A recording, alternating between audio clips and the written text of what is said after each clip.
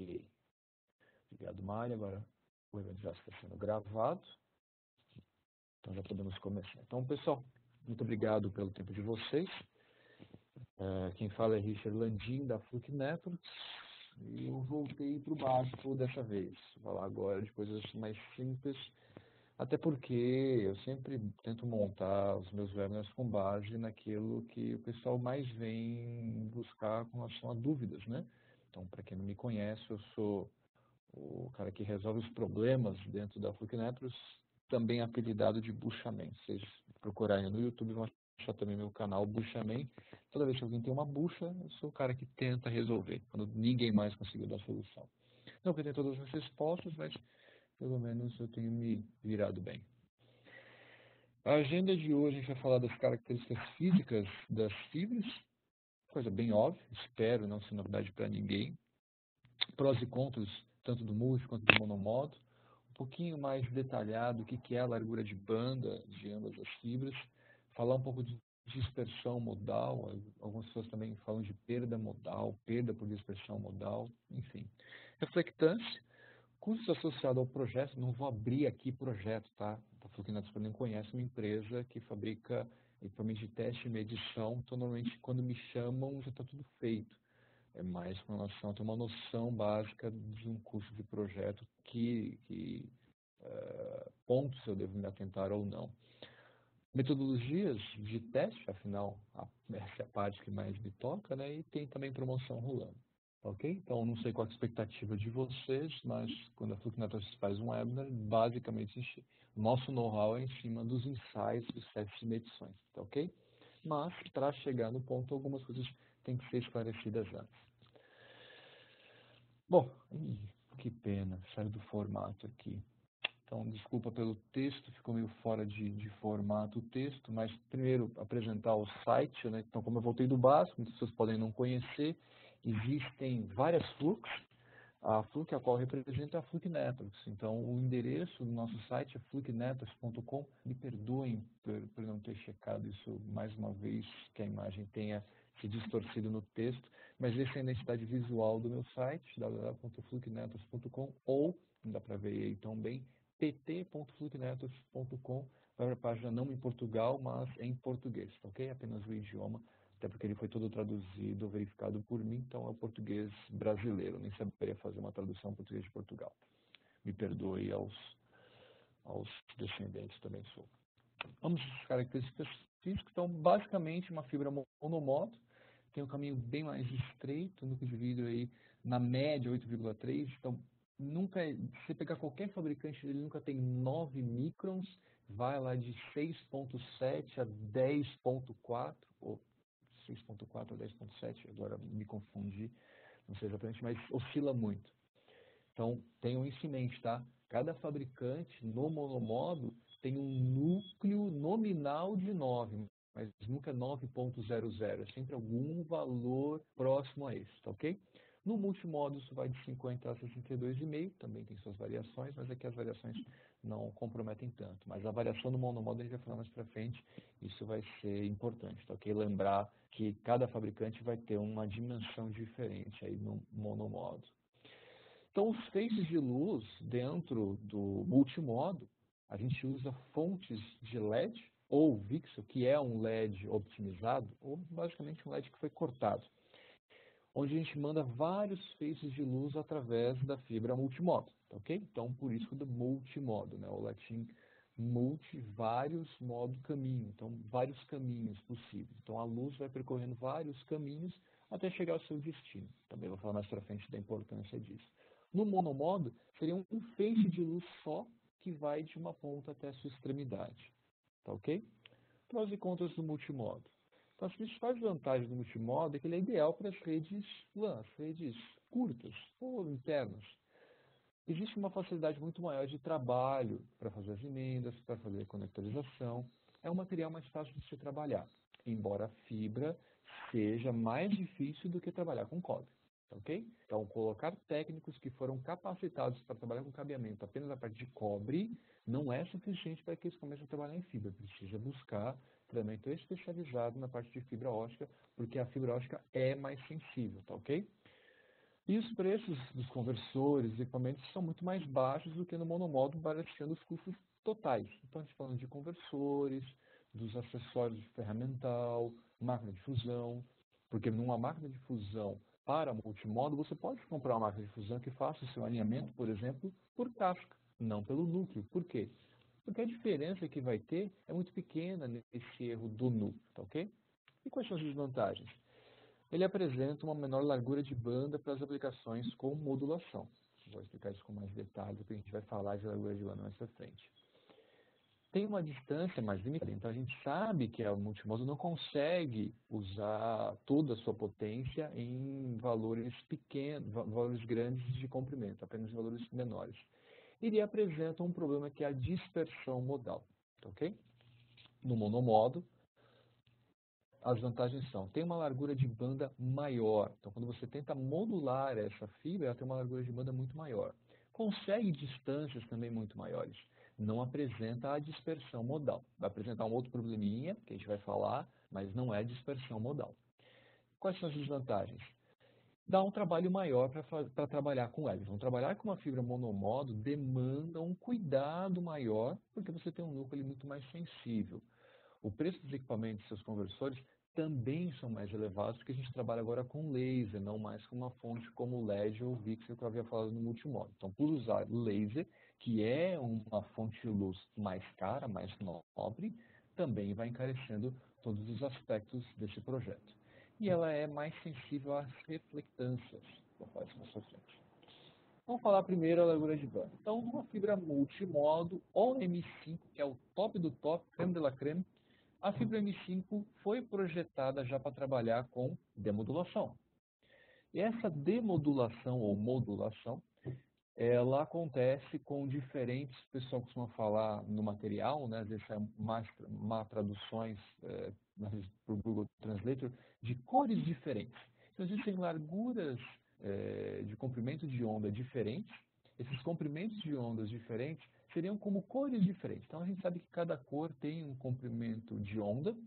Na verdade, dentro da fibra, nenhum dos comprimentos de onda são visíveis, né?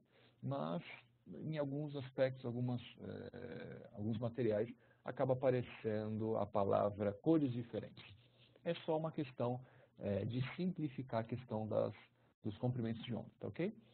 Ele consegue, então, carregar até 4 comprimentos de onda, o que é muito bom, mas é apenas 4. Então, ele não tem largura de banda para carregar muita coisa ao mesmo tempo. Então, se eu fosse falar, comparar, né, um carro, a fibra multimodo M5 é uma superbike. Então, é um veículo extremamente rápido, mas com uma capacidade de transportar coisas muito pequena. Já a fibra monomodo tem, por exemplo, a capacidade de até, não é ainda o mais usual, que eu nem cheguei a ver no Brasil ainda essa fibra, até 160 comprimentos de onda simultaneamente. Então, a capacidade dela de carregar informações é mais parecida de um caminhão. Então, ela consegue botar muito mais coisa para dentro. Mas o throughput máximo total de cada comprimento de onda dentro do monomodo é de apenas 2,5 GB. No multimodo, a largura, o throughput máximo é de 25 GB. Então, a capacidade que ele consegue transmitir para cada uma é um pouco maior do que cada um desses pacotes. Então, enquanto na multimodo você consegue levar um pacote maior por vez, na monomodo o pacote ele é muito menor, mas eu consigo levar um montão de pacote por vez. Tá ok? Muito bem. Falando das aplicações, então no multimodo, para a gente trabalhar com fibras OM4, que são, desculpa não ter colocado legenda, na parte esquerda em azul, seriam as aplicações com OM4, onde você ainda não tinha a modulação possível. Para trabalhar com 40 e 100 GB já era possível. O que você fazia? Você botava várias fibras em paralelo. Então, na verdade, você tinha 4 fibras rodando a 10 GB, usando 8 núcleos possíveis, né, TX e RX, para que você tivesse uma aplicação de 40 GB. Ou 10 núcleos rodando, 20 núcleos, 10 fibras TX e RX rodando os 100 GB. Já se conseguia fazer transfibras de 25 GB. E aí, quando veio a fibra OM5, a gente agora consegue chegar a 400 GB, porque a gente consegue transmitir 25 GB para cada um, 4 compêndios de cada um, a gente chega então a 400 GB no máximo para uma fibra M5, claro, mas com distâncias muito menores. E a aplicação do monomodo? A gente não fica usando o monomodo para ficar entregando os throughputs absurdos que a gente consegue no multimodo. Então, quando a gente tem uma aplicação onde a transmissão de dados de um ponto até outro demanda um grande volume de dados, a gente está falando do quê? De um data center, onde a gente tem lá de um switch para um servidor, de um servidor para um roteador, coisas que são próximas e que demandam um throughput muito alto. Quando a gente vai falar isso no monomodo, a gente está falando que de dividir esses pacotinhos, por exemplo, no FTTX, qualquer um, então, por exemplo, FTTH, que é o Fiber to the Home, para entregar aquele pacotinho pequenininho na residência de cada uma dos meus assinantes. A hora que esses assinantes voltam para a operadora e na operadora lá dentro, nos roteadores de borda, para os servidores internos, para os suítes internos, normalmente ali dentro eles trabalham com multimodo. Mas para entregar às longas distâncias, o pessoal costuma fazer isso no monomodo. Agora, uma coisa que tem acontecido é o seguinte, o pessoal de data center começou a perceber que a largura de banda, na verdade, ela pode extrapolar muito mais. Então, a gente hoje tem um limite de 2.5 GB por uma limitação do transceiver. Hoje, o nosso transceiver não consegue piscar e apagar tão rápido a ponto de conseguir velocidades maiores. Mas o meio físico da fibra monomodo possui uma capacidade ainda não atingida. Então, tem muito data center no core do data center, migrando as fibras multimodo de OM4, em vez de ir para o OM5, estão indo direto para o monomodo. Por quê? Porque sabe que aquele meio físico tem uma capacidade muito maior ao longo do tempo para suportar novas aplicações. Então é só a gente poder desenvolver novas tecnologias nos conversores que a gente tem um meio que está pronto para o futuro, que vai poder suportar aplicações futuras muito mais do que o M4, M5. Então, o M4, o máximo dele era o 100 GB. Se eu quiser ter qualquer coisa acima de 100 GB, eu tenho que comprar uma nova fibra que é o M5. Aí eu chego no 400 GB. Se eu quiser alguma coisa acima do 400 GB, eu preciso de novo migrar para o que será o M6, o M7, e vou ter que ficar toda hora trocando esse meu meio físico. Então, eu estava fazendo analogia com um automóvel, né? Então eu vou ter que toda hora trocar a pavimentação da minha rua por onde esse veículo vai trafegar. Dispersão modal. Então, a dispersão modal, ela acontece única e exclusivamente nas fibras multimodo. Então, por ter vários caminhos, né, que é o modo, a gente manda esses feixes de luz. Então, na hora de emitir esses feixes de luz, eles saem ao mesmo tempo. Então, do lado esquerdo, adorei essa imagem aqui. Eu tento, às vezes, fazer essas imagens em flipcharts ou em treinamentos, porque é difícil mostrar isso. Isso ficou bom porque tem as cores. É difícil ter no flipchart todas as cores das canetinhas. Mas, quando você pode ver do lado esquerdo, a hora que eu mando o pulso, existem vários feixes. Aí ele colocou uma corzinha para cada feixe. Cada um desses feixes vai chegar num tempo, tá ok? Aquele, como vocês podem ver, a verde é ela que menos vai rebatendo ao longo do núcleo. Essa fibra, então, esse feixe de luz verde, então, chega primeiro. Depois chega o azul, depois chega o vermelho. Então, o mesmo bit, tentando transmitir o seu sinal, vai se perdendo, então por isso que tem, algumas pessoas chamam de perda por dispersão modal, vai perdendo esse comprimento de onda ao longo do tempo. Então existe uma coisa que é chamada janela de bit, janela de tempo do bit.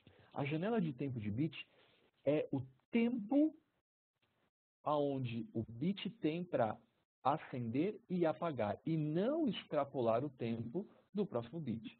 Então, quando você tinha uma aplicação de 1 GB, você tinha uma janela de bit muito maior. Como é que você transmite agora a 10 GB? Então, saindo de 1 GB para 10 GB, o que aconteceu? Basicamente, o pessoal só diminuiu a janela de tempo do bit. A mesma coisa que eu falei da limitação do monomodo. Então, no monomodo, essa limitação ela acontece porque o laser não consegue ter uma janela de tempo do bit menor. Mas a hora que a gente jogou no multimodo, ou mesmo no monomodo, de 1 GB para 10 GB, a gente deu 1/10 do tempo. Então, 10 vezes menos tempo para que o LED acendesse e apagasse no multimodo, e ainda assim, com a dispersão modal, ficasse dentro do possível. A fibra M5 já traz intrínseco essa otimização para fazer o quê? Para fazer com que as bordas da fibra tenham velocidades maiores do que o meio dela, fazendo com que a luz que vai pelo meio, ou seja, aquela que vai direto, né, no meio, seja mais atrasada do que as fibras que estão vindo rebatendo na parte das bordas, né, do feixe, do núcleo da fibra. Então ela vai acelerando nas bordas e vai atrasando no meio, fazendo com que essa dispersão modal seja reduzida. Mas é um problema que acontece.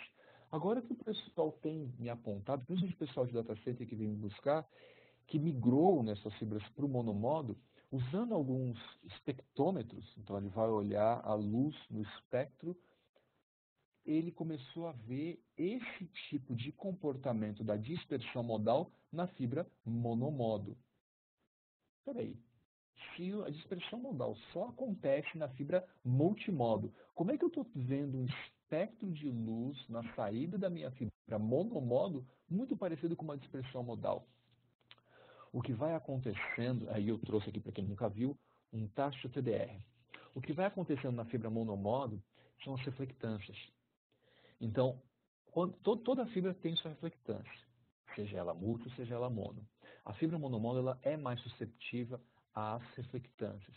Então, toda vez que você tem uma fibra monomodo e você reflete luz, por conta das distâncias muito maiores, essa luz, conforme ela vai bater, então, quando você tem esses conectores, então veja esses pontinhos em azul. Cada um desses pontinhos em azul é um conector. O pontinho verde é uma fusão. Então vejam que na fusão não existe um pico para cima, ok? Você vê só um degrauzinho e a luz tem a sua perda ali. Quando você vê esses picos dos conectores azul, isso é reflectância. Normalmente, aí precisa confirmar cada equipamento de cada um, tá? Mas normalmente esse traço de OTDR no lado esquerdo, no eixo Y, é uma medida negativa, tá? Então significa que quanto maior o valor negativo, melhor é essa reflectância, tá bom? Então, só confirma se você está com o OTDR que faz essa medição com valor negativo. Então, valores de reflectância de menos 20, menos 15 são valores ruins. Valores de menos 55, menos 65 são valores muito bons. Quando que você consegue, então, ter valores tão bons assim? Quando você parte, por exemplo, além de ter uma ótima limpeza, tirar contaminações, você parte para um conector APC, que é um conector angular. Desculpa não ter colocado a imagem dele, mas existem vários tipos de polimentos, polimento PC, polimento UPC, polimento APC, são os mais comuns. Quando a gente fala então do polimento APC, existe um ângulo. Esse ângulo faz com que os feixes de luz que fossem passar pela junção entre os conectores e não fossem refletir, vão chegar da mesma maneira do outro lado. Mas os feixes que seriam refletidos, em vez de voltarem para a fonte de origem, causando a perda por retorno, por conta do ângulo, assim como um jogo de sinuca, né? Esse feixe vai bater nesse ângulo e vai ser refletido para onde? Para fora da fibra. Então você quase não tem reflectância, você quase não tem essa distorção no monomodo por conta da reflectância, tá ok? Então quando for trabalhar com uma fibra monomodo, eu aconselho muito que se use os conectores do tipo APC, porque a perda por conta das reflectâncias tem sido um problema muito grande, tá ok? E tem sido muito difícil o pessoal detectar sem o correto equipamento. Nós vamos falar de equipamento no final. Custo associado ao projeto. Peguei aqui o site do Amazon, fazer um fabricante padrão, fabricante Cisco, uma GBIC de 10 GB. Custa $24. Peguei o mesmo fabricante, então para quem não sabe, 10 GB SR é o Small Range, é a fibra de 10 GB para o multimodo, os mesmos 10 GB agora para monomodo, LR, Long Range, no mesmo fabricante, é mais do que 10 vezes mais caro. Então, embora a gente saiba que a fibra monomodo é mais barata porque existe um volume, um consumo muito maior para esse volume de fibra excessivo, o custo da matéria fibra ótica é menor. Então, hoje em dia, O custo da fibra monomodo ela é menor do que a fibra multimodo. Porém, por exemplo, os transfibras que vão comportar essas fibras são mais caros no monomodo.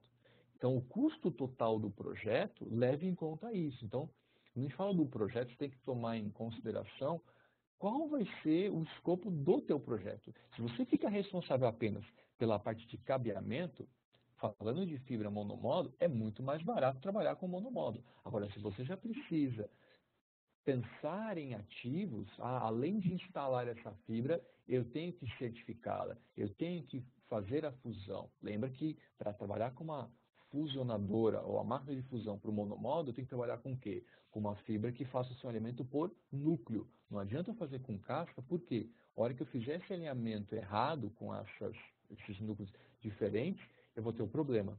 E mais uma vez, lembra que eu falei lá no início, quando você tem fabricantes de monomodo com núcleos, todos eles têm núcleos diferentes, próximos do nominal de 9, mas cada um tem o seu valor próprio. Esses valores, quando você vai fazer a fusão, o que acontece? Você já tem diferenças aí. Diferenças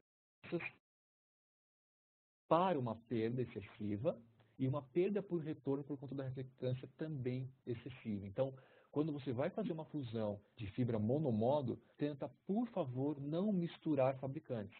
Então, quando um cliente chama para fazer um reparo de uma fibra, tenta não levar uma fibra de um fabricante diferente. Por quê? Porque isso vai te dar uma dor de cabeça mais para frente. Então, no monomodo, não misture de jeito nenhum os fabricantes, porque isso vai te dar uma dor de cabeça. Até você descobrir que é por conta disso, pode demorar algum tempo, tá ok? Agora que eu já falei, talvez você não perca tanto tempo.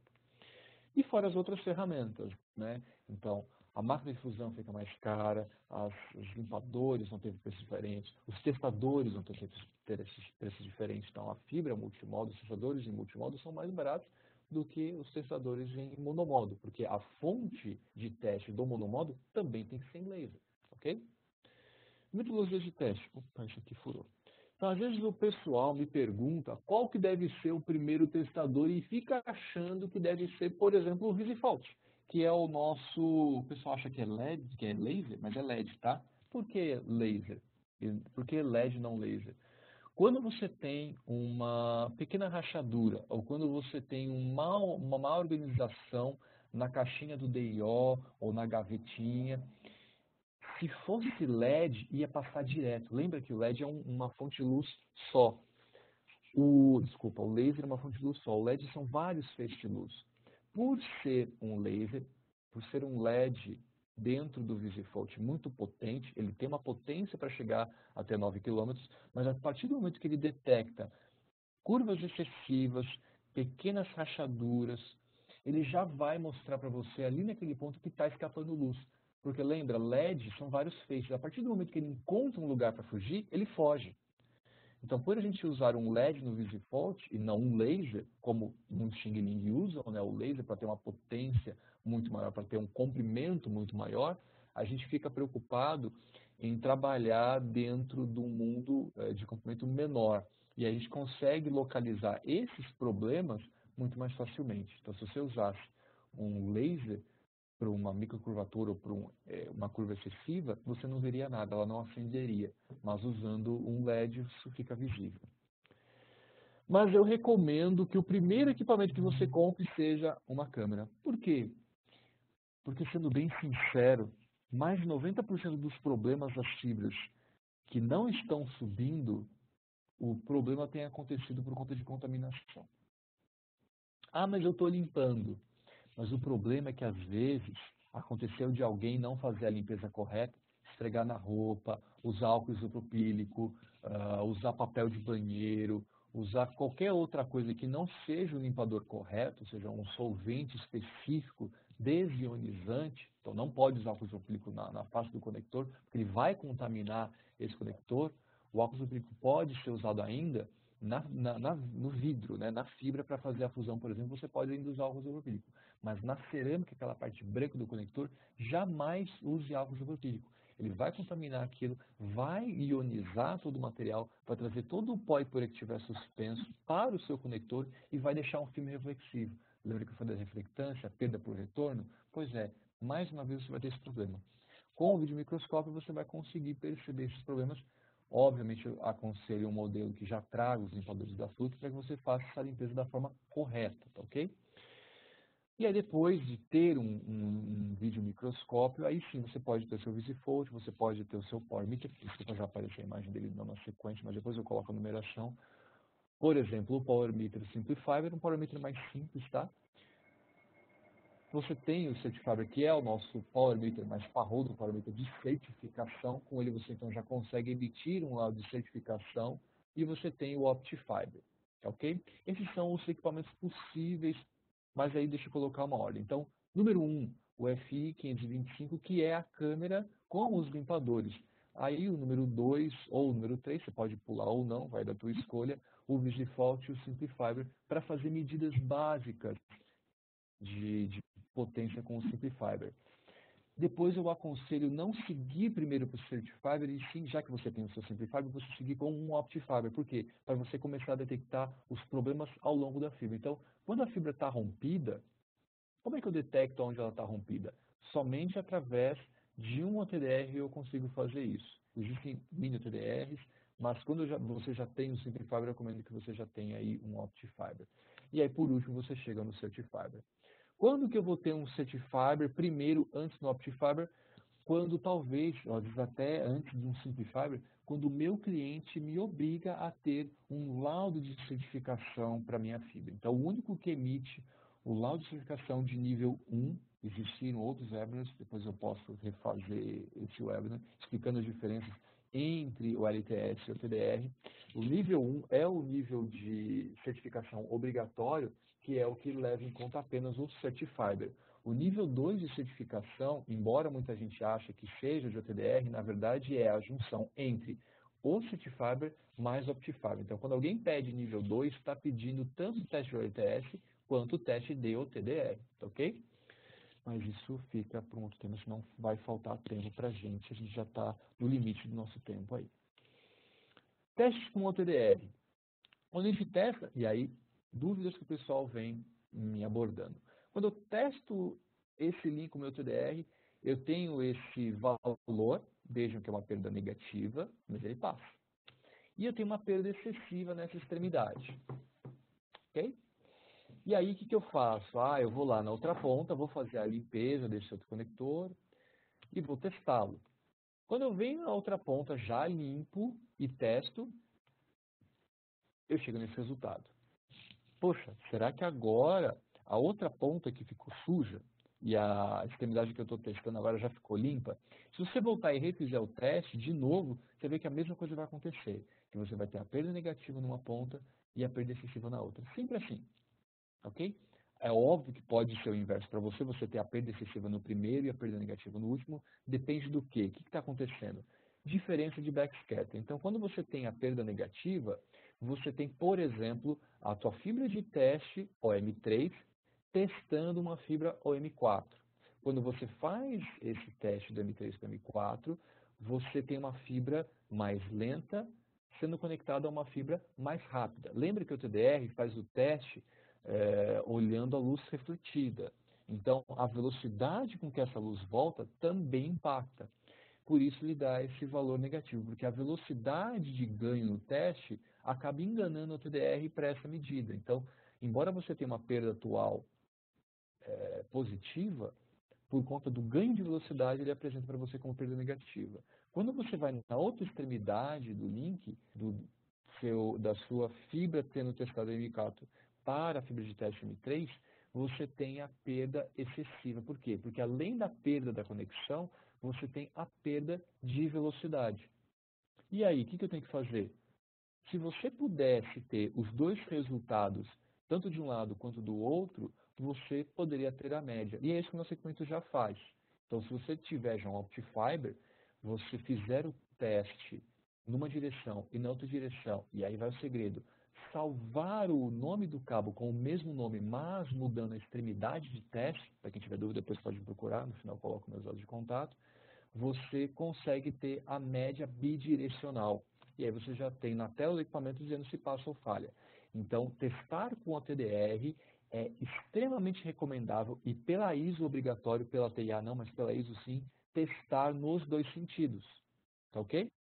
Então, quando você testar uma fibra com o seu TDR, faça o teste nos dois sentidos. Isso vai trazer, essa metodologia de teste vai trazer ganho, independente se você tem ou não um equipamento da Fluke Networks, tá ok? A metodologia de teste já vai te trazer esse benefício. É óbvio, se você tiver um equipamento da Fluke, você já vai conseguir ter na tela do seu equipamento esse valor bidirecional quando você testar nos dois sentidos. E aí também existe a possibilidade de você usar o método de loopback. Então, quando você usa o método de loopback, você pode então testar as duas fibras, TX e RX, de uma vez só nos dois sentidos. E aí basta colocar o equipamento hora na fibra A, hora na fibra B, e você já testa então 4 testes simultaneamente, as duas fibras nos dois sentidos, obviamente nos dois segmentos de onda também. Então, usando aí o meu equipamento, você tem o modo de Smart Loop, usando então uma fibra para fazer o loopback, para fazer tudo isso. Obviamente você tem uma referência possível antes diferenciada, tá ok? Então, falando de nível 2 ou Tier 2, usar o Smart Loop é uma vantagem muito grande, mas infelizmente é só possível no meu equipamento. Mas então você elimina o quê? Você elimina o problema de ter fibras diferentes. Então, minha fibra de teste é diferente da fibra que eu estou testando. Se você testou bidirecionalmente, você elimina esse problema. Ah, significa então que se eu usar o mesmo tipo de fibra, o mesmo fabricante de fibra para fibra de teste, para testar essa fibra, eu vou perder esse problema? Você diminui o problema. Mas o fato é que se você pegar e fizer a fusão do mesmo carretel da fibra, de uma extremidade com a outra, você já vai ter diferenças. Então, quando a fibra é fabricada na torre de puxamento, a pureza da fibra ela fica muito maior no final dela. Ok? Então, quando começa a torre de puxamento, começa a puxar a fibra, o primeiro material que sai, ele inclusive é descartado. Por quê? Porque ele é mais impuro. Então, a fibra, quando ela começa a valer, ainda assim, ela é mais impura no início do que no final. No final, ela é muito mais pura. Quando você tem o seu carretel, como é que você sabe qual que é um lado e qual que é o outro? Fisicamente não dá para saber, mas se você fizer um teste com o TDR, dá para descobrir qual que é o lado que começou a ser puxado e qual que foi o lado que foi o último a ser puxado. Por quê? Por conta da diferença de backscatter. Então, nem adianta você mudar, é óbvio que você diminui muito mais essa diferença de backscatter usando uma fibra exatamente igual à fibra que você está testando, mas ainda assim vai ter diferença, tá ok? Muito bem. Fazer corretamente uma referência com o Stick Flux para multimodo. Isso a gente já está falando do quê? A gente está falando dos testes com o LTS. Então aqui não tem problema você ter uma fibra de teste, o M3, o M4, testando o M3, o M4 até o M5, porque aqui o que eu estou medindo não é mais luz refletida. Aqui, para mim, a diferença de backscatter não me causa impacto. Por quê? O que eu estou fazendo? Eu estou mandando luz por um equipamento e medindo quanto de luz chega do outro. Então, essas diferenças que existem, para mim, são irrelevantes. Por quê? Porque eu fiz uma referência prévia. Então, bem parecido com um restaurante self-service, como é que eu faço para pagar só pela minha comida? Eu coloco um prato vazio, zero a minha balança, pelo menos eu acredito que os self-service façam isso, né? Coloca exatamente o mesmo tipo de prato que eu vou colocar minha comida, colocou ele vazio na balança e zerou. A hora que eu faço isso, com a minha fibra, eu coloco então uma fibra de teste e faço a minha referência. É extremamente importante e vital que a referência seja a referência de um jumper. É o que a gente recomenda. Outras metodologias que eu vou apresentar aqui podem ser possíveis de acordo com cada cenário. Mas, no básico, normalmente, o método de um jumper é o necessário. Ele é obrigatório? Não, ele não é obrigatório. Mas é o que, por exemplo, todos os fabricantes de cabeamento vão solicitar para dar a garantia daquele link. Ok? Usar o módulo de Secret Flux no multimodo também é extremamente importante, na verdade é norma, então é obrigado a usar o módulo de Secret Flux, então não pode mais usar os antigos mandris ou não usar nada, então usar patchcord de fabricantes de cabeamento como fibras de teste é proibido, ok? Tem que usar fibras de teste, no caso de multimodo, inclusive com o Secret Flux, Porque a norma diz isso. Então, tanto a ISO, quanto a TIA, quanto a ABNT obrigam esse tipo de coisa, tá ok? Por quê? Porque a imprecisão do equipamento é muito grande quando você não sai com isso. Então, quando você tem um equipe com um patch cord, por exemplo, convencional, essa imprecisão é mais do que 100%. Quando você coloca um mandril com uma fibra de teste, essa imprecisão cai para 60%. Continua ainda elevada. Quando você vai para o Sacred Flux, e é por isso que as normas colocaram o Sacred Flux como obrigatório, a imprecisão cai para 10%. Então, ainda assim, eu posso testar o meu link no momento, e assim que eu terminei, testá-lo novamente, posso ter uma imprecisão de 10%. Variação de temperatura, variação de como está o meu cordão, conforme ele barriga ou não, curvatura ou não. É sempre importante deixar a fibra de teste bem esticada para fazer o meu teste. Essas imprecisões vão de até 10%, tá ok? Mesmo usando o Sacred Flux. E aí, se eu quiser fazer a minha referência Sacred Flux, eu vou estar medindo, então, todo o meu link. Então, vejam pela matemática, quantos conectores eu tinha na minha referência? 2 conectores entre a fonte e o input, né, a entrada. Quando eu vou fazer a medição desse meu link, entre a fonte emissora e a minha entrada, eu tenho quantos conectores? 1, 2, 3, 4 conectores. Se a minha referência tinha 2, 4 conectores menos a minha referência, lembra igual a comida? Quando eu coloco o prato com a comida, e aí a minha referência é um prato vazio, o que eu estou pagando? Estou pagando só pela comida. Então é assim que eu consigo detectar se existem problemas ou não nas minhas referências. Porque quando alguém faz uma referência errada e os valores não correspondem, parte de alguma coisa não está sendo medida. Por exemplo, quando ele faz o método de 2 jumpers. Quando ele usa os 2 cordões dele para fazer uma referência, um dos conectores não está sendo medido. Então, matemática elementar, mais uma vez, a quantidade de conectores que eu estou testando continua sendo 4. Entre a minha fonte e a minha entrada, 4 conectores aí. Quando eu venho à minha referência, olha quantos conectores agora eu tenho. 3. 4 menos 3, um conector apenas está sendo medido. Tá ok? E 3 jumpers? 3 jumpers eu uso 3 cordões de teste para fazer minha referência e ele é possível. Quando? Quando, por exemplo, eu quero testar um link MPO e não tenho um testador de MPO. Existe testador de MPO, inclusive no portfólio da Flux, que é o Multifiber, mas eu posso não ter esse equipamento. E aí, como é que eu faço para testar? Aí sim eu posso fazer uma referência de 3 jumpers. Ok? Por quê? Porque esses conectores, então eu vou usar cabos de fan-out. Esses cabos de fan-out não vão ficar para o meu cliente. Ah, Richard, de um lado eu estou com um cassete, do outro lado eu vou usar o cabo de fan-out para testar MPO. Então, um lado o meu cliente vai ligar direto esse MPO no servidor dele porque ele tem um conector lá MTP. Mas, na outra extremidade, o switch ele ainda não recebeu um switch com MTP. Ele vai ligar num cassete para ligar, ou um fan-out, para ligar no switch. O que vai ficar para o cliente? Ah, o cabo de fan-out lá do MPO não vai ficar.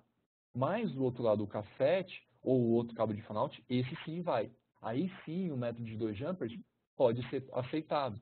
Por quê? Porque aí um dos lados realmente não precisa ser medido, mas o outro sim. Agora, de cassete para cassete, que método que eu tenho que usar? Um jumper. Por quê? Porque os 2 cassetes vão ficar. Tá ok? Então tem que levar em consideração o que fica para o cliente para saber qual que é a metodologia correta. Então, os 3 métodos, na verdade, na norma é chamado de método A, B e C. O método B é o de um jumper, o método A é o de 2 jumpers, o método C é o de 3 jumpers. Para não confundir, a Flux sempre manteve, de uma forma mais prática, as referências de 1, 2 e 3 jumpers. E se você conversar com qualquer um no mercado, dos métodos de referência de 1, 2 ou 3 jumpers, todo mundo usa esse padrão da Flux porque ele é menos confuso. Até porque um tempo na norma, o método B era o A, o método A era o B, e aí toda essa confusão, agora a gente acabou não entrando nesse mérito, mantendo sempre a nossa nomenclatura de 1, 2 e 3 jumpers. Recapitulando aí todo o meu portfólio, então eu tenho aí não só a câmera UFI 500, como também o UFI 7000. Você tem os limpadores da Flux, os Simplifibers para fazer as medições simples, os Certifibers para fazer a medição já com uma emissão de laudo, né, com a certificação o Multifiber, VisiFold, Fiber One Shot e o Fiber Quick Map, que são meus mini refletores. Para quem já possui um Power Meter, esses mini refletores podem ajudar muito. Por quê? Eu já tenho lá, por exemplo, um Simplifiber, um Certifiber, eu já consigo certificar. Só que a minha fibra rompeu. E aí? Aonde está rompido? Com o Power Meter, ele não vai dizer nada. Por quê? Porque a luz não chega. Logo, eu preciso localizar onde está rompido. Se eu uso um Fiber One Shot, que tem uma capacidade de até 23 km, ou um Fiber Quick Map de até 1,5 km, eu consigo detectar aonde está rompido, faço a fusão, ou chamo alguém para fazer a fusão, e volto e testo com o meu Power Meter, o meu LTS. E aí eu consigo emitir o laudo, tá ok? CCTT.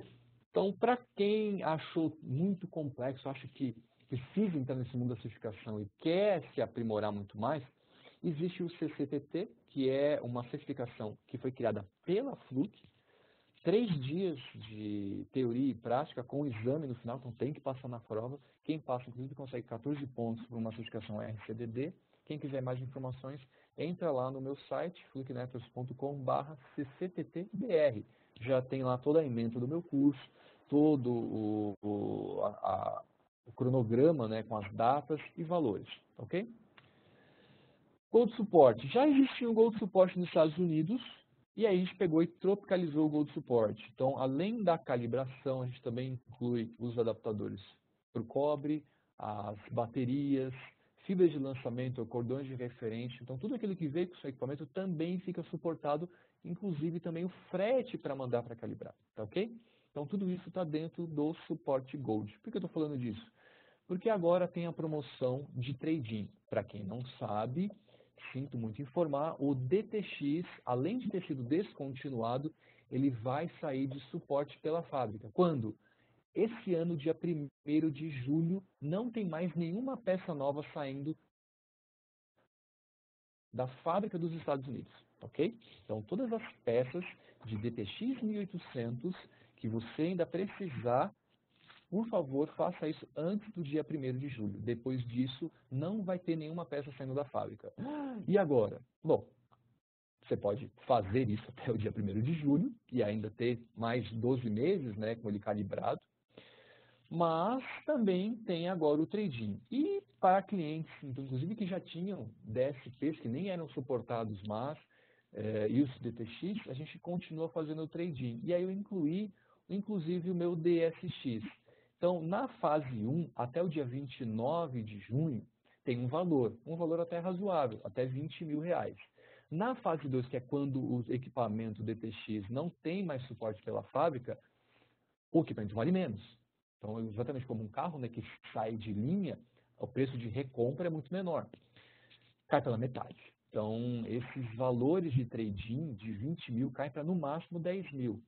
Então, quem puder se programar e fazer o trade-in na primeira fase, até o dia 29 de junho, vai colher o benefício de um valor de rebate maior. Então, vai receber um valor na troca maior. Quem deixar para frente vai ter um valor menor. E depois, no outro ano? Então, talvez o valor seja ainda menor. Então, a ideia, né, é que vocês façam a troca o quanto antes. O benefício disso é que os clientes que comprarem do DSX 5000, além de ter esse valor, né, de R$ 8.000, 10, 12 ou 20.000, também ganham Gold Support. Então, gratuitamente vai receber esse Gold Support de um ano para os equipamentos que fizerem o trading, para ficar também tranquilo durante um bom tempo. Ok? Pessoal, está aqui meus dados de contato. Eu vou agora abrir a parte tanto do chat quanto do Question and Answers para verificar se alguém tem dúvidas, tá ok? Se alguém tiver dúvidas, esse é o momento. Deixa eu localizar, Question and Answers.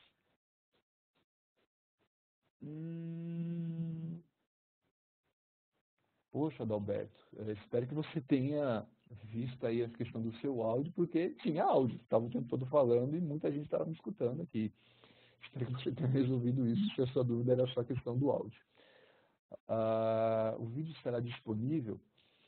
Sim, tanto a apresentação, vou gerar o PDF dela, quanto a gravação. Então, a Mariana começou, logo no início ela começou a gravação desse webinar. Vocês vão receber esse material tanto da gravação quanto da apresentação posteriormente, tá ok?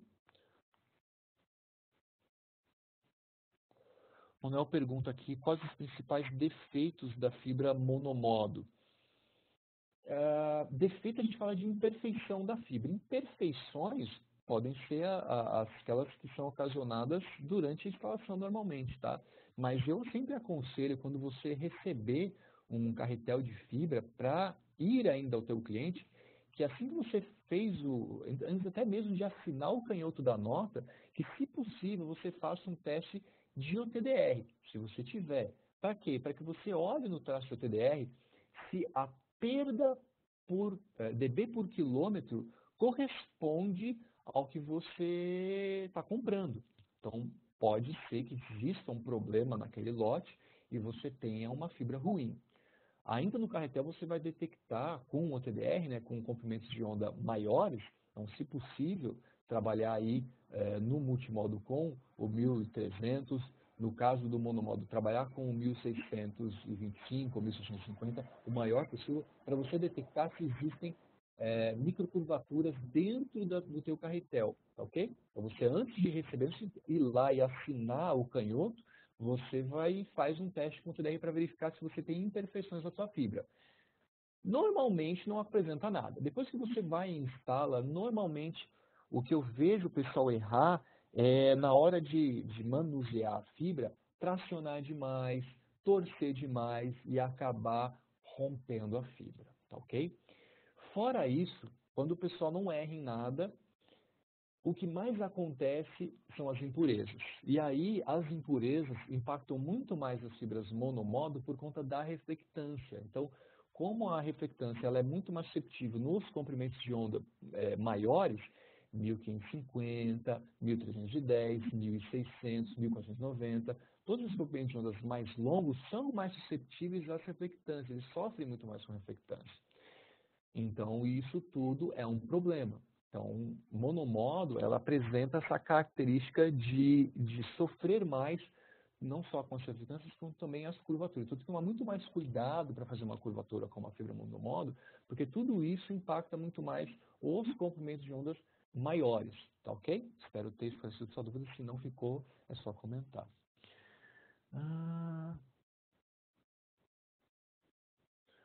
William, me manda um e-mail, que tipo de informação você precisa a respeito de certificação. Não sei se é a certificação do profissional ou a certificação do link. Me manda isso em paralelo para a gente poder trabalhar isso melhor, porque acho que senão a gente pode desvirtuar aí um pouco o tema. E os equipamentos LT também serão descontinuados? Já foram. Os LT já foram descontinuados há muito mais tempo, né? Então, o último que tinha em 2015 foi, então em 2015 o DTX 1800 foi descontinuado, ok?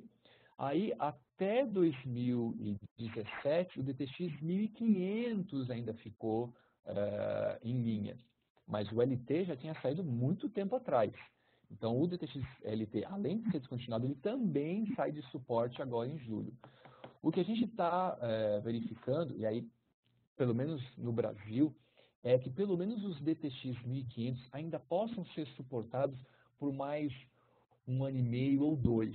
Por quê? Porque eles saíram de linha só no ano passado. Então, só em junho do ano passado é que os DTX 1500 saíram de linha. Então, em 2017, a gente quer poder manter, então, um suporte ao 1500 um pouco maior. Então, existem algumas peças que podem até ser as mesmas do 1500 para o 1800. Ok, peças, então, foram mantidas. Mas da fábrica não vai sair nada. A gente está fazendo isso tudo com o apoio da assistência técnica no Brasil, que é a Assisteste. Tá ok? Então, eles vão nos ajudar nesse sentido para poder suportar um pouco mais os DTX 1500. Por quê? Porque eles não saíram de linha tão antes quanto os DTX 1800 e o LT. Tá ok? Então, sim, Reginaldo, o DTX LT também não vai ter peça a partir de 1º de julho de 2018.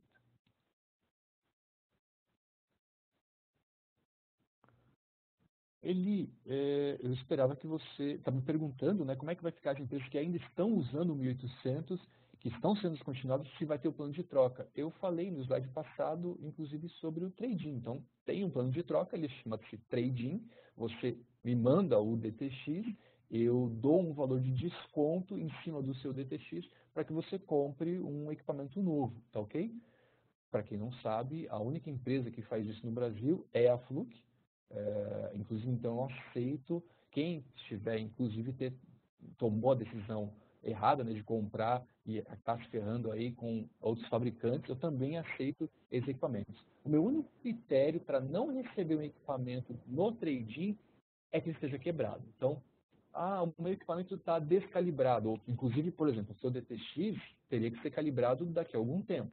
Quando que ele vai ser calibrado? Se você juntar o valor da calibração, mas tudo que você vai ter associado com isso, talvez qualquer defeito que você tenha no equipamento, mais o valor do trade-in, talvez compense já fazer o trade-in. A gente espera, como eu falei, o trade-in tem duas fases. A primeira fase encerra no dia 29 de junho, com valores de até 20 mil. Depois disso, dia 1º de julho, quando o DTX passa a não ser mais suportado, esse valor do trade-in cai pela metade, tá ok? Então, tentam se programar para que o seu equipamento seja trocado na primeira fase.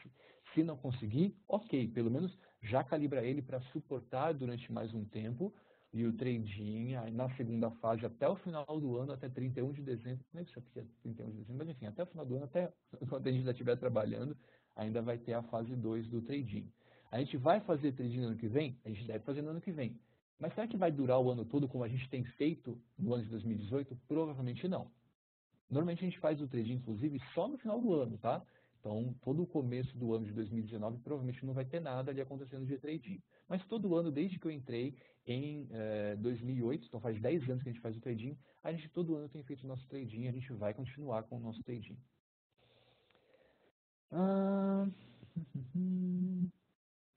Uma dúvida que o pessoal às vezes me pergunta é as fibras plásticas ou fibras polímeras.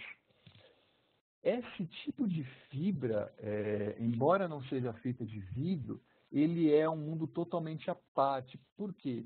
Porque ele não é feito para aplicações de Ethernet, né? Então, essas fibras plásticas são mais usadas para sinalização, para a parte industrial, que tem um volume de dados muito mais baixo. Então, não estou falando nem de 1 giga, estou falando de transmissão de poucos kilobits por segundo. Então, eu não tenho na Fluke equipamentos para testar essas fibras plásticas ou fibras polímeras, mas eu sei que existem tanto o Power Meters quanto o TDR, mas o que é mais comum do pessoal utilizar são só os testadores de luz visível, né? O meu VisiFault para fazer o teste nesses caras. Mas a casca é diferente, para fazer fusão, nem imagino que dê para fazer fusão numa fibra dessa.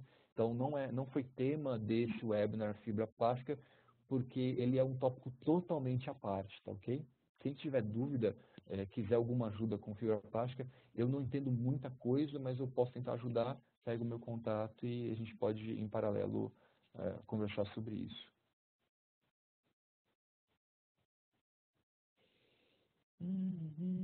Aqui já foi. Bom dia. Nos dias de hoje existe algum meio mais rápido de comunicação física dentro de uma rede interna além da fibra? Tem. O cobre. Categoria 8. Para quem não sabe, já existe categoria 8. A gente já consegue, então, 40 gigabits por segundo dentro do cobre. Falando de velocidade, é isso. Mais do que, assim, extrapolando 40 GB, aí só fibra mesmo. Qualquer outro meio aí vai ser menos rápido.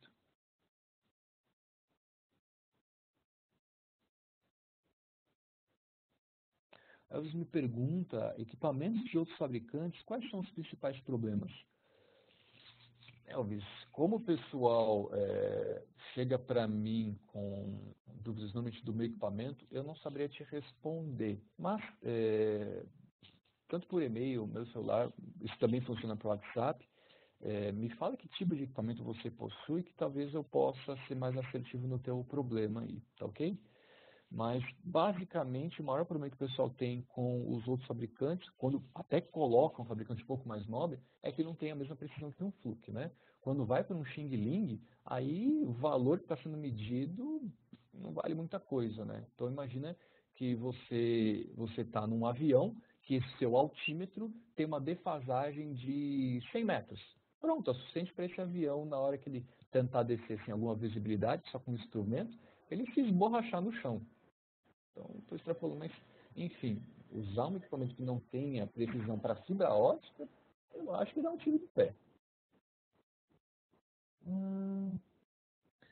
Quando há um grande nível de sujeira em uma fibra de lançamento, podemos fazer o polimento? Não. Então, nenhuma fibra de teste pode receber o polimento, porque os polimentos que são realizados no Brasil, até hoje eu não consegui achar ninguém. Então, teve um fabricante, não posso citar nomes, né, que falou, eu consigo fazer o polimento UPC, então a fibra de teste, né, que vai nos meus equipamentos, aí vai de equipamento para equipamento, ele é UPC. Eu consigo fazer esse UPC. Quando eu peguei para olhar depois com o microscópio esse UPC, na verdade isso era um PC um pouquinho melhorado, mas continuava não sendo UPC. Então, ninguém consegue hoje no Brasil fazer o polimento UPC necessário para uma fibra de teste. Como a fibra de teste tem que ter esse polimento, aí não adianta fazer nenhum polimento nele, porque não vai conseguir. Se você mandar para os Estados Unidos ou para outros fabricantes, talvez fora do país, que consigam fazer o polimento UPC, talvez você consiga isso. Eu não posso garantir, vão ser essas empresas que fazem polimento que vão ter que garantir. Mas em campo, a gente só consegue fazer o PC e aí você vai estragar toda a medição, tá ok? Também não pode ter fusão, então não adianta pegar um pigtail UPC, né, que foi pré-polido em fábrica, para fazer uma fusão numa fibra de teste. Então, tanto o cordão de referência do Power Meter quanto a fibra de lançamento do TDR não podem ter fusões, tá ok? Isso destrói a imprecisão do equipamento.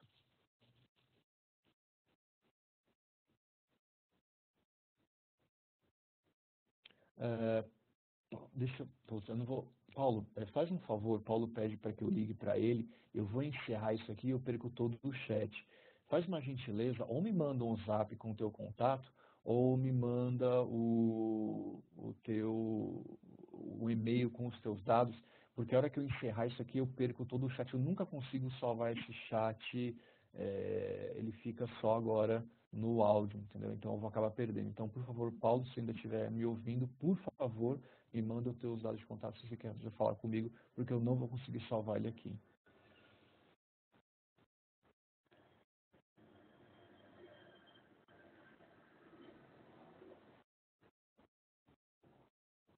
Vamos lá, então o cliente acabou de adquirir um DTX 1500, não vou falar aqui qual o distribuidor, mas comprou o equipamento, e ele quer saber como é que ele faz para aumentar a capacidade de memória.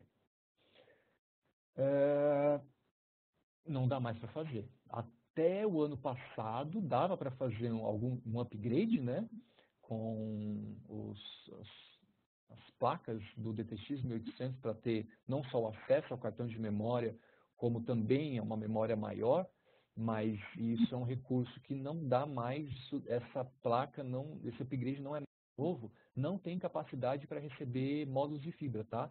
Então, DTX, inclusive lá no início o pessoal tinha perguntado do DTX ELT, então DTX ELT, DTX 1500 e o DSX 600 são os nossos equipamentos de baixo custo que não podem receber os módulos de fibra. Então, quando eu tenho que testar fibra, eu preciso comprar um outro equipamento para a parte de fibra, eu não consigo comprar os módulos para agregar a ele. Que bom, o Paulo parece que me ouviu dizer para mandar o contato.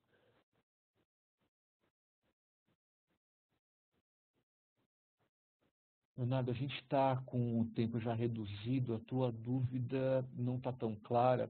Então, se você puder me mandar um e-mail, porque a gente já é 10 horas, já estou extrapolando o tempo. Obrigado para quem ainda está aí, mas me manda depois a tua dúvida para a gente seguir isso em paralelo, porque sua dúvida vai demorar um pouquinho para responder. É possível algum tipo de certificação desse seminário de carga? Se é possível algum tipo de certificação de seminário, carga horário para a faculdade? Puxa, não, ainda não. Tem alguns, eu fiz, na verdade, a dúvida dele é, ele está participando desse webinar e gostaria de ter o tempo, né, desse webinar acrescentado à formação dele, que tem algumas horas para cumprir, né? Teoricamente aqui seria 1 hora. Mas meus certificados ainda não tem, porque eu fiz uma mesma solicitação, que é o seguinte: alguns dos nossos webinars podem ser contados como 1 ponto até 5 pontos para as certificações contínuas da BITS. E aí essa minha certificação está atrelada junto para emitir os certificados de participação. Então eu não consigo hoje emitir, hoje meu departamento de marketing não tem autorização para emitir os certificados de participação, mas me manda um e-mail, talvez o pessoal consiga fazer alguma coisa por você. Mas me manda um e-mail então, para que a gente possa tentar verificar se a gente consegue desatrelar a questão das certificações dos pontos BICS para um simples certificado só com quantidade de horas, tá bom? Quem tiver essa mesma necessidade que o Guilherme possui, me manda um e-mail que a gente verifica a possibilidade. Então, hoje eu não estou com essa resposta pronta, porque eu estou dependendo dessa aprovação, que eu deixei tudo junto com as aprovações de ponto da BICS. Mas quem quiser, me manda um e-mail que a gente verifica isso em paralelo. Ok, bom, mais uma vez, obrigado pelo tempo de vocês. A gente chegou então ao final. Opa, mais uma dúvida. Esse que o Thiago se perguntou do DTX 1500, não consegue, então, fazer muita coisa. Tem que levar o notebook junto para poder tirando os testes toda vez que chegar ao limite da capacidade dele. Bom, gostei muito de vocês terem ficado até o final, ativos e participando, prefiro assim, gosto assim. Espero que vocês tenham gostado. Falando no próximo tema, eu ainda não vi com a Mário a data, mas o próximo tema vai ser... Eu lembro que eu tinha feito um survey no webinar passado, quais eram os temas que vocês gostariam, e o tema escolhido por vocês foi o Power over Ethernet. Então eu vou entrar um pouco mais na questão do Power over Ethernet, para quem pudesse programar. Eu vou depois disparar, com a ajuda da Mari, as novas datas. Eu ainda não tenho a data, então agora a gente está em março, teoricamente, daqui a mais ou menos 30 dias, em abril, então, a gente vai ter o webinar falando mais especificadamente sobre Power over Ethernet, tipos de Power over Ethernet, tipos de teste Power over Ethernet, porque a gente só tinha pensado muito brevemente no webinar passado. A gente vai entrar então com um pouco mais de detalhe nesse tema, tá ok? Pessoal, obrigado pelo tempo de vocês, espero que vocês tenham gostado, espero vocês no nosso próximo webinar, tá ok? Um abraço e até a próxima. Tchau, tchau.